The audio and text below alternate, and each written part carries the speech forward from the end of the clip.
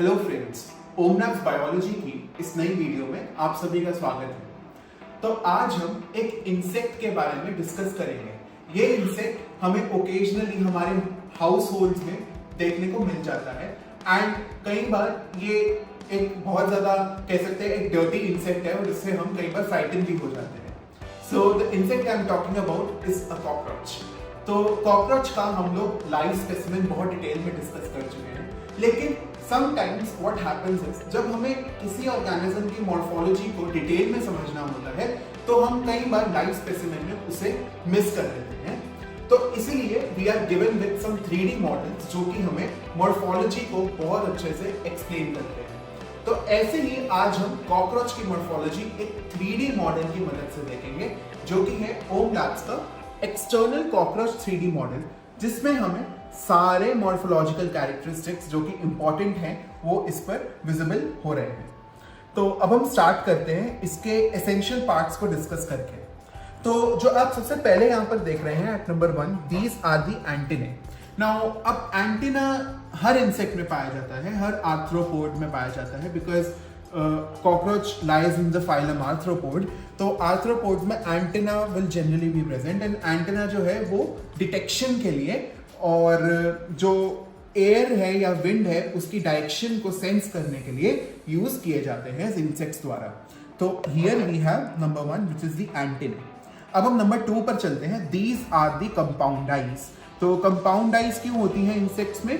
क्योंकि वो एक बहुत ब्रॉड विजन देती हैं जो ह्यूमन आइज भी नहीं दे सकती, because they give vision in every direction, जो कि इंसेक्ट्स के लिए इंपॉर्टेंट है while they are flying, right. अब हम आगे बढ़ते हैं। और number 3 we have this head region. तो हेड में ही हमारी कंपाउंड आइज है एंड हेड से ही हमारे फिलिफॉर्म एंटीने या फिर एंटीने जो हैं वो इमर्ज हो रहे हैं। अब हम नंबर 4 को देखते हैं। तो 4th इज द प्रोटोनम रीजन। तो बेसिकली कॉकरोच में देयर आर 3 रीजन्स जो कि अपर पार्ट में होते हैं, विच इज दिस वन प्रोथोरासिक या प्रोटोनम। देन दिस वन और नंबर 5 इज द मीजोथोरासिक, जो ये पूरा एक्सटेंड करता है दिस एरिया, एंड इसके नीचे वी हैव द मेटाथोरैक्स और मेटाथोरासिक रीजन, राइट।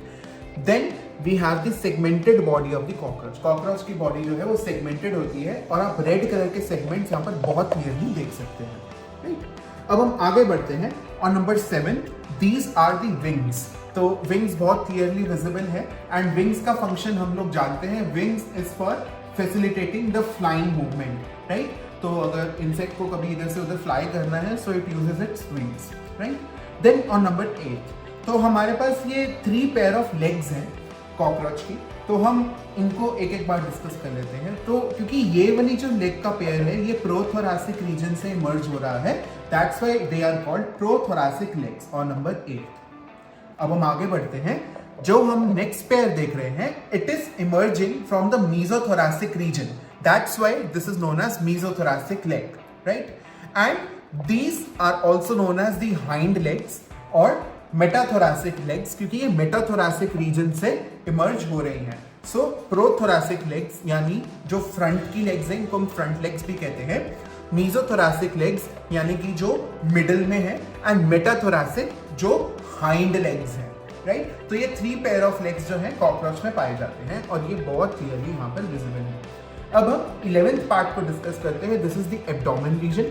तो एब्डोमेन रीजन में the segments are very clearly visible. तो यहाँ पर सेगमेंटेड बॉडी और एब्डोमेन रीजन को आप देख सकते हैं।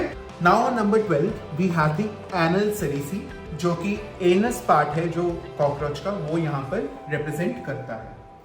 तो ये थे हमारे कुछ ब्रीफ एसेंशियल पार्ट्स जो कि हम कॉकरोच की मॉर्फोलॉजी में बहुत अच्छे से ऑब्जर्व कर सकते हैं। अब इन पार्ट्स का जो रिप्रेजेंटेशन है और जो पोजीशनिंग है वो हम समझ पाए ओमलैब्स के एक्सटर्नल कॉकरोच मॉडल की मदद से।